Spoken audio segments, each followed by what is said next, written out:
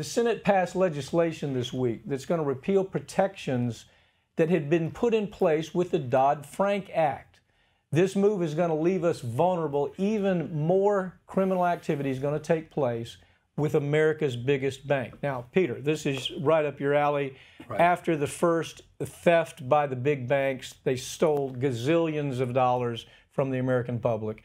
You brought lawsuits against some of those thieves. You brought hundreds of lawsuits against those thieves. Shearson Lehman, they escaped totally, right? Shearson Lehman, you know, if you lost $100,000 because of Shearson Lehman fraud, you maybe got back $15,000. Right. That was kind of the ratio. And then taxpayers came in and they gave relief, bailed out these other organizations. So talk about this a little bit. We got Congress saying, you know, we need to do this again. That's basically what this is inviting. Let's do this again. I mean, to really kind of frame this up, the Dodd-Frank Act came out right after the huge market meltdown in 2007 and 2008. And that market meltdown was built on Wall Street greed, essentially taking risk that benefited CEOs, senior management, but that risk was shoved on to shareholders and ultimately American taxpayer. So right after that decline, Congress, the Obama administration, put in all kinds of safeguards that said kind of too big to fail. So there were all these tests, and let's use one because it's kind of an easy one. Stress tests. Stress tests are the banks run and they say, I'll tell you what, we're going to run this stress. What happens if the economy collapses? What happens if, you know, inflation, the dollar, it comes in and it tests and stresses the banks and says, where are your weak spots? It's costly. It takes some time, but it's very, very. It protects the American consumer and makes sure that the banks aren't taking too much risks. Well, Wall Street's done a phenomenal job. The banks have done a great job. Employed, you know, thousands of lobbyists, spent hundreds of millions of dollars lobbying. So Dodd-Frank never really gets implemented. Just small bits and pieces of it. So now fast forward all the way to the new proposed bill. Back up just a second.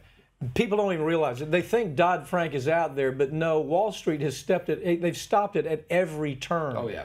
Every turn. So we don't even have the full benefit of Dodd-Frank. Not even a fraction of it. I mean, there was hundreds and hundreds of proposals. A small, tiny amount of them were passed, mostly because Wall Street beat them back through lobbying. Okay, so this is one proposal. And so the argument, though, what always drives me nuts, the argument is, oh, these are too costly. These are too expensive. They're too time-consuming. It slows down growth. It impedes lending. It restricts capital. But at the same time, I mean, how many trillions of dollars were caused by Wall Street's greed in the 07 and 08 collapse? So now what they've done is that Senator Mike, is it Crapo? Crapo. Yeah. I always forget how to pronounce his name. Maybe Crapo might be a little better. Pretty appropriate. He's the chairman of the Senate Committee of Banking, and they're pushing this back. And effectively, it looks like they got enough votes. They need 60 votes. What about this, Peter? What about this? Now, look, the thing that you've talked about so much when you bring these lawsuits and your pleadings, you talk about wild risks. Right. You talk about the idea that these banks understood the wild risk that was involved.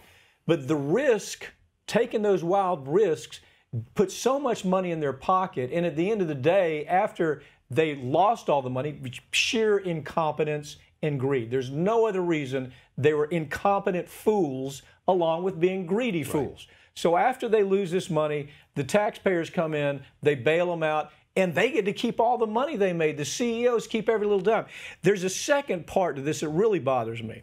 Now, you talked about there needed to be, under Dodd-Frank, this small part of Dodd-Frank, the stress test. Right. Let's take a look and see if you can withstand a problem. Okay, but the second part is, how about telling us what you're going to do when you fail?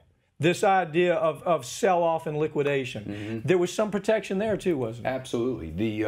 And essentially what they've done is they've turned this around, the lack of transparency, the lack of any reporting, and what they've done is in the definition of what is too big to fail. So at one point it was $50 billion or more, and now they've shrunk that number down. Well, what it was is we wanted to look, if you are a bank and you had $50 million, billion dollars, then you're gonna fall within this test. Gotta run these stress They tests. want to raise it to $250 billion. Right. So in other words, all the real crooks, the people that we bailed out.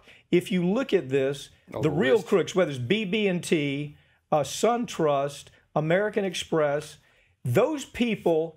Countrywide. Countrywide. Countrywide's the one that bothers me the most because they're the ones that caused a ton of this lending, was the first one to decline. And if this passes, they get a free ride because they say, hey, we're not a $250 billion operation. But if you look at the money they lost, it was massive. And taxpayers came back and paid them back. Think about some of the banks that went under. I mean, you've got to be kidding me. We can't run stress tests. We're going to decrease the transparency, all to increase the flow of capital. And I mean, a couple words come to mind: short-term memory. I mean, we're really going to take away these protections. Well, let me just tell you something. You talk about this being Crapo that went forward with this as Republican. There were 13 Democrats in the Senate. 13 Democrats. Split. That's co-sponsored. 13 Democrats. They're co-sponsored by Democrats. What that is. That's the lobbying money and the political contributions. Well, it's the Wall Street Democrats that we talk about so often. You know, people, Democrat is Democrat. No, Democrat is not Democrat. These are the same creeps. These are the Cory Booker types. Right. Wanted to bail out the pharmacy and the pharmaceutical industry. Cory Booker is kind of exhibit A of this type of politics. Right. But I mean, if you really, let's call some names. I mean, Heidi Heidenkamp from North Dakota, Joe Donnelly from Indiana. I mean, these are people that they hold themselves out as being, we're one of you. We care about people issues. I got to tell you something. Some of these people, they want to be up front on social issues, gender, they're out front, race, they're out front on important issues. But where it comes to issues that put food on the table for people, they're gonna side with Wall Street every single time. This was just 13 in this particular one, but if you go back and you take a look at what's happened this year in similar kinds of legislation, these people calling themselves Democrats, and the public, who really doesn't even have a sense what a damn Democrat is anymore, just said, oh yeah, they're Democrat, they must be for us. Before we move on in our story, the easy part of this to fix is to change the way that risk is shifted to the taxpayer. That's what you touched on earlier. If they just kept the risk borne within that senior management, the ones that pocket the money if it does well with the stocks and the options, if we just took that away and kept the risk back at the corporate level, you'd see these problems melt away.